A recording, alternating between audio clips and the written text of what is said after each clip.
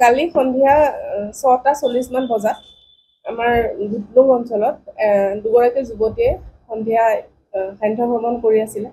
সান্ধ্য ভ্ৰমণ কৰি তেওঁলোক আহি থকা অৱস্থাত দুজন যুৱকে তেওঁলোকৰ গাত হাত দিয়ে আৰু শালীনতা হানি কৰাৰ চেষ্টা কৰে। লগে লগে ছোৱালী দুগৰাকীয়ে চিঞৰ-বাখৰ কৰাত ওচৰত থকা লোকসকল গোট খায় আৰু স্থানীয় লোকৰ তৎপৰতাত সেই দুৰ্বৃত্ত দুজনৰ এজনক তাৎক্ষণিকভাৱে তেওঁলোকে কৰায়ত্ব কৰিবলৈ সক্ষম হয়। পাছত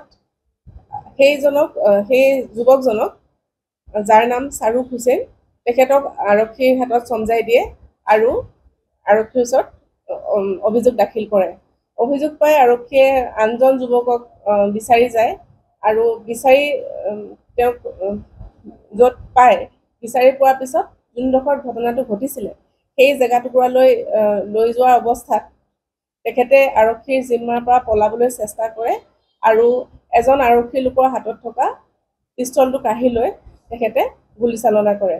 তো তেখেতক পলাই যোৱাৰ পৰা আমি বচাবৰ বাবে, কৰায়ত্ব কৰিবৰ বাবে আৰক্ষী লোকেও তেখেতৰ ওপৰত গুলীচালনা কৰে আৰু ফলস্বৰূপে তেখেতে এখন ভৰিত আঘাতপ্ৰাপ্ত হয়। উক্ত গুলীচালনাৰ ঘটনাত এখন আৰক্ষীৰ গাড়ীও অকণমান ক্ষতিসাধন হৈছে।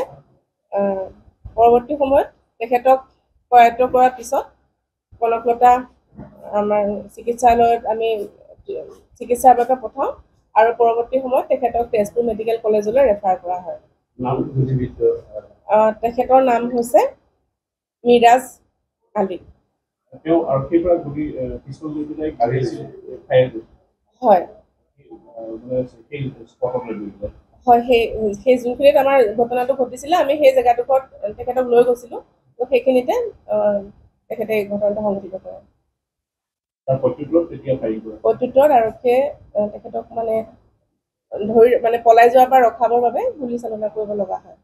আচলতে লাঠি চালনা নহয়, কালি এই ঘটনাটো সংঘটিত হোৱাৰ পিছতে স্থানীয় বহুতকেইটা দল সংগঠনে আহি মহাভৈৰৱ থানাৰ সন্মুখত তেওঁলোকে প্ৰতিবাদ সাব্যস্ত কৰে আৰু প্ৰতিবাদ সাব্যস্ত কৰাৰ লগতে অলপ নিশাৰ শেষৰ ফালে তেওঁলোকে বলপূৰ্বকভাৱে থানাখনত ভিতৰত প্ৰৱেশ কৰিবলৈ চেষ্টা কৰে আৰু থানাখনত অলপ শিলগুটি দলিয়াই ক্ষতিসাধন কৰাৰ চেষ্টা কৰে। সেই সময়ত তেখেতক ডিছপাৰ্চ কৰিবৰ বাবে, যিহেতু যিজন আসামী অলৰেডি ধৰা হৈছিলে তেখেতো উক্ত থানাৰ ভিতৰতে আছিলে, সেইকাৰণে আমি তেখেতসকলক এইখিনিৰ পৰা আঁতৰাই পঠাবৰ বাবে বুজত অলপমান ঠেলা-ঠেলি এনেকুৱা ধৰণৰ এটা পৰিস্থিতিৰ সৃষ্টি হয়। পৰৱৰ্তী সময়ত তেওঁলোক ইয়াৰ পৰা আঁতৰি যায় আৰু শান্তি শৃংখলা অটুট ৰাখে। যিকোনো খবৰৰ বাবে যোগাযোগ কৰক 7099017330 অথবা 7099017390 নম্বৰত।